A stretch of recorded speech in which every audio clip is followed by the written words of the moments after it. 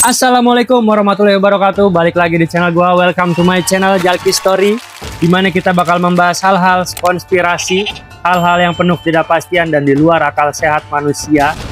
Sorry kalau backgroundnya kurang enak, karena kebetulan posisi gua lagi di tempat kerja. Daripada gua buang waktu yang gak manfaat, mendingan kita bahas hal-hal yang bermanfaat. Dan gue juga udah kangen sama subscriber setia dari Jalki Story.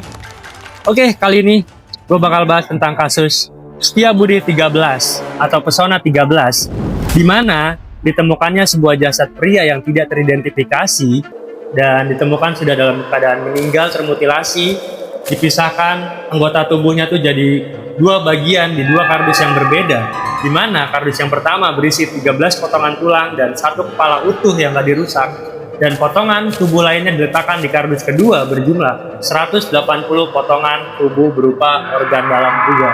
Kasus mutilasi ini menjadi kasus mutilasi yang pertama di Jakarta karena penuh ketidakpastian dan salah satu pelakunya juga dibilang sangat-sangat bengis, di mana Bapak Abdul Munim Idris menyebutkan sang pelaku membutuhkan waktu 3 jam untuk melakukan mutilasi sadis tersebut, dan ahli forensik saja membutuhkan waktu 2-3 jam satu mayat ya.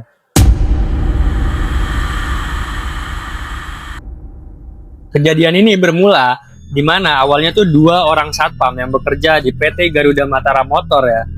Ini melihat 2 kardus yang bisa dibilang nih mencurigakan. Dari kardus tersebut dia lihat nih udah dikerubungin lalat banyak banget dan ngeluarin bau yang gak enak banget. Kejadian ini terjadi pada tanggal 23 November 1981.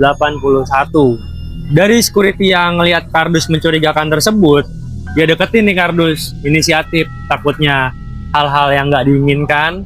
Tapi karena security tersebut juga takut terjadi hal-hal yang nggak dia pengen, akhirnya 2 security ini lapor ke polisi yang lagi jaga lalu lintas di seberang jalan. Disamperinlah polisi tersebut.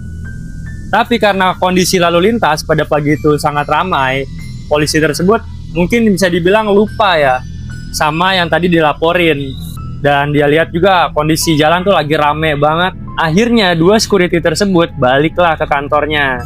Karena takut dimarahin bosnya juga kan.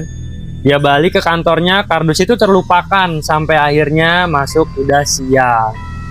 Dan siang hari ada 1 orang, bisa dibilang nih pemulung. Dia ngeliat ada kardus.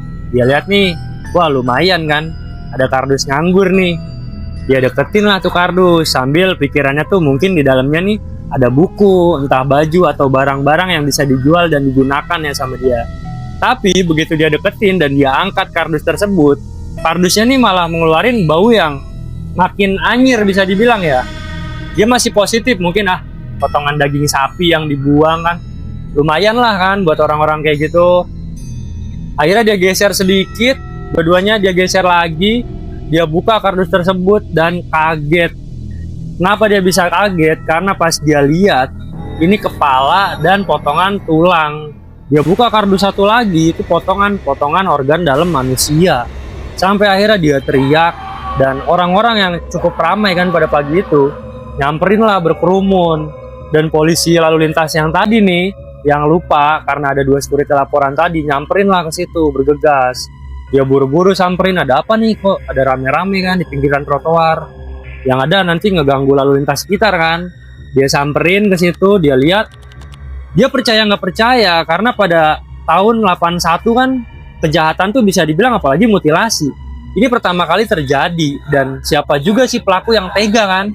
Awalnya polisi tersebut juga yang lihat mungkin potongan daging sapi nih, dan begitu dia tegasin lagi, dia deketin, ini ternyata potongan tubuh manusia yang udah dicincang, udah dipisahin dan dikerik dari tulangnya. Dia pun kaget, bingung.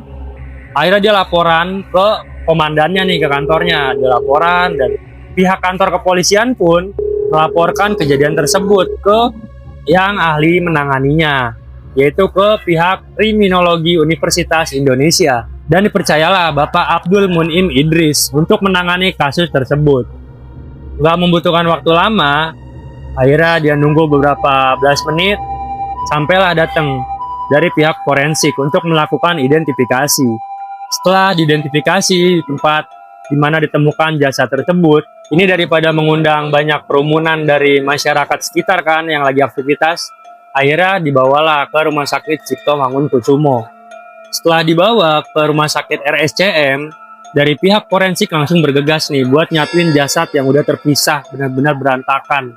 Dan Bapak Abdul Munim Idris, yang bisa dibilang sangat ahli dalam kasus tersebut, dia mencoba menyatukan anggota-anggota yang terpisah, beberapa puluh bagian ini disatuin, dijahit pelan-pelan. Dan setelah jasadnya utuh, menjadi ya bisa dibilang nih udah nggak berantakan lah kayak tadi, digelarlah konferensi pers. Setelah digelar konferensi pers untuk mengetahui mungkin ada anggota keluarga yang hilang, diumumin tuh di situ.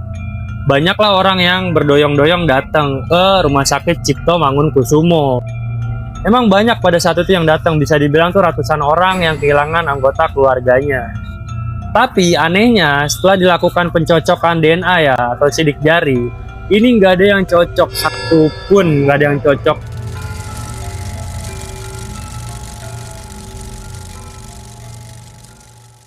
Dari pernyataan forensik, yaitu Bapak Abdul Munim Idris, dia menyatakan bahwa sang pelaku juga sangat profesional dan tidak sendirian untuk melakukan aksi ini. Dibutuhkan 2-3 orang untuk menguliti manusia dan memotong tubuhnya menjadi beberapa puluh bagian.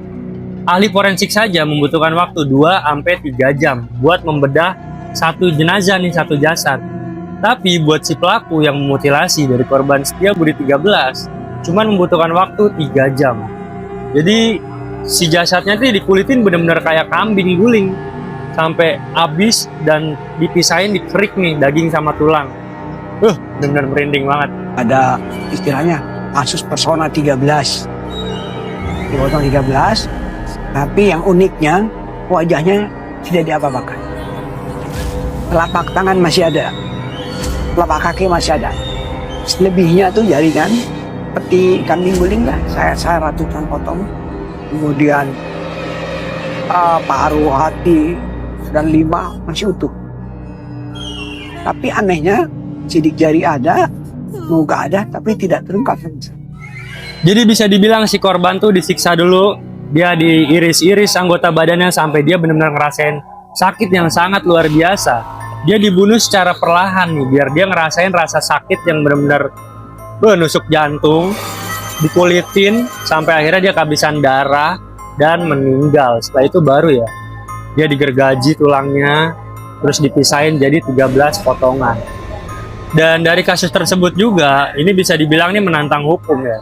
Si pelaku ini benar-benar berani banget karena dia ini nggak ngerusak sidik jari dari si mayat.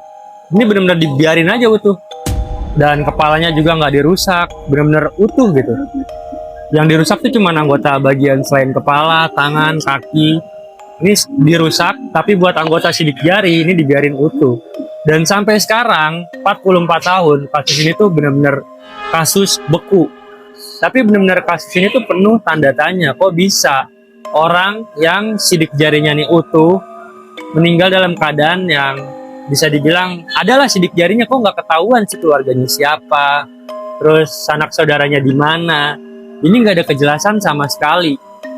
Jadi disimpulkan bahwa si korban ini 21 November ini lagi disiksa, dan 2 hari setelah itu baru nih jasadnya diletakkan begitu aja di trotoar Jenderal Sudirman di Kelurahan Setiabudi, Jakarta. Dari hasil pemeriksaan forensik setelah jasad korban disatukan utuh kembali, dan jasad korban juga diperkirakan berusia 18 hingga 21 tahun. Tinggi badannya ini 165 cm, bertubuh agak gemuk tapi tegap ya, dan terdapat tai lalat juga nih di sekitar area tubuhnya. Dan korban juga ditemukan mengidap penyakit phimosis atau lubang kencingnya nih menyempit ya. Dan ratusan orang yang mengaku kehilangan kerabat karena sempat diumumin juga kan nih sama pihak forensik, bagi yang kehilangan keluarganya atau sanak saudaranya bisa datang ke Rumah Sakit Cipto Mangunkusumo. Dan setelah informasi itu menyebar luas, akhirnya banyak ratusan orang yang datang.